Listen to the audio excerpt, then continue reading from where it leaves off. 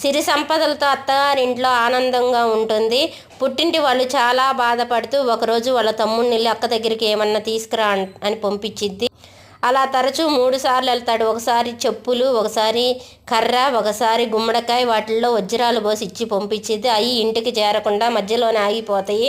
అమ్మాయి సాయం చేస్తుంది, మనకు అందట్లేదు అనుకునిద్ది. అమ్మ నేనేమి ఇచ్చినా ఇంటికి చేరట్లేదు అనుకునిద్ది కూతురు. ఎలాగైనా ఇలా బాధను తొలగించాలని అమ్మని ఇంటికి పిలిపించిద్ది. మార్గశిర గురువారం పూజ చేసుకుందామమ్మా, నువ్వు ఈ వారము పొద్దున్నే ఏమి తినమాకని చెప్పిద్ది.